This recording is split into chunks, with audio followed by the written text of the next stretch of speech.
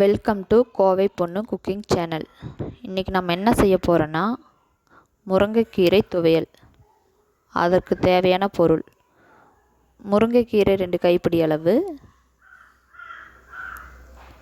10 பல் பூண்டு, பெரிய வெங்காயம் 1 எடுத்து கட் பண்ணி வச்சுருக்கேன், கொஞ்சம் கருவேப்பிலை, 1/2 ஸ்பூன் சீரகம், 1/2 ஸ்பூன் மல்லி, 10 தேங்காய் பல்,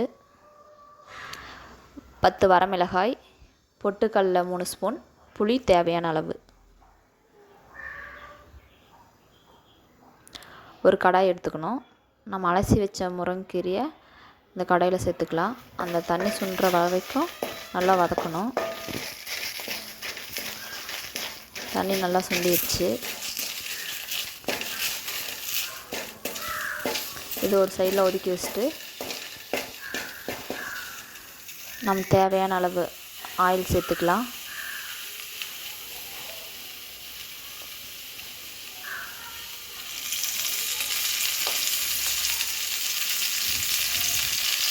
நமக்கு எவ்வளோ தேவையோ ஆயில் அவ்வளோ சேர்த்தா போதும்.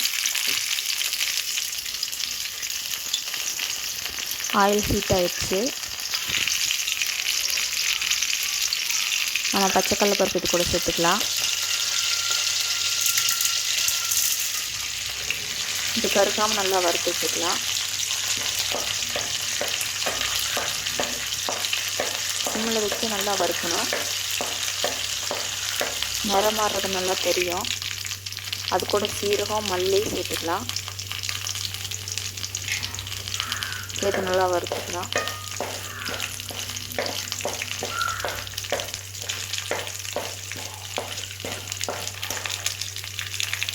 அது கூட நம்ம எடுத்து வச்சிருந்த 10 வரமிளகாய் சேர்த்துக்கலாம்.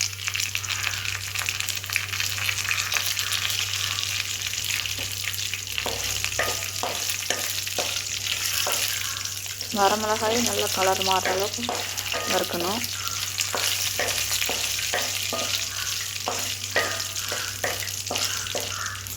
அடுப்பு சிம்மில் வச்சு தான் வறுக்கணும், இல்லைன்னா கருகிரும். நல்லா வறுத்துக்கலாம். அது கூட கருவேப்பிலை சேர்த்துக்கலாம்.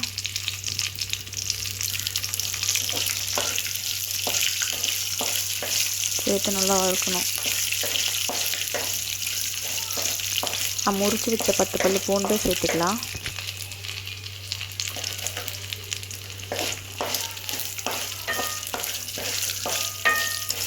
பச்சை வாசனை போகிற அளவுக்கு நல்லா வதக்கணும்.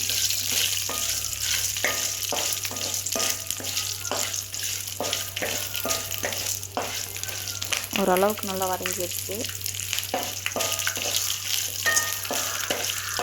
நம்ம கட் பண்ணி வச்சிருந்த பெரிய வெங்காயம் நம்ம சேர்த்துக்கலாம்.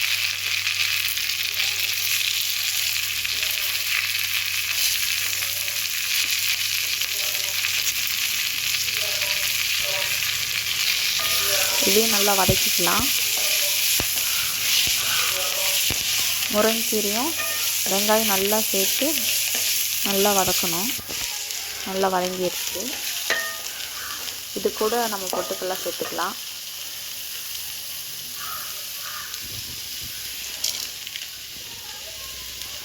தேங்காயும் சேர்த்துக்கலாம்.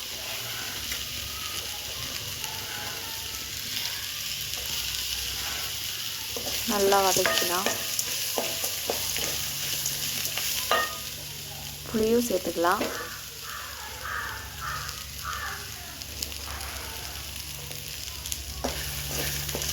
நல்லா வதக்கணும். தேவையான அளவு உப்பு சேர்த்துக்கலாம்.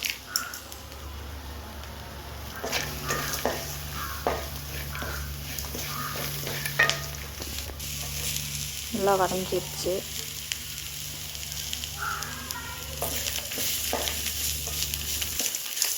இந்த கீரையை நம்ம வாரத்தில் 3 டைம் சேர்த்துட்டு வந்தோம்னா ரத்தம் இன்க்ரீஸ் ஆகும். வயிற்று புண்ணுக்கும் நல்லது. இந்த ஆற வச்சிடலாம். ஆறுனதுக்கப்புறம் ஒரு ஜாருக்கு மாற்றிக்கலாம்.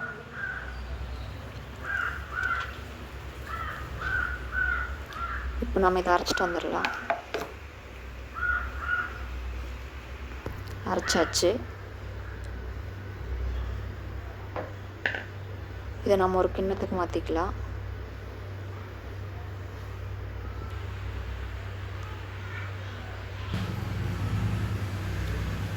முருங்கைக்கீரை துவையல் ரெடி. இது சுடு சாதத்துக்கு வச்சு சாப்பிட்டோம்னா சூப்பராக இருக்கும். நீங்களும் இது வீட்டில் ட்ரை பண்ணி பாருங்கள். நல்லா இருந்துச்சுன்னா எனக்கு கமெண்ட் பண்ணுங்கள்.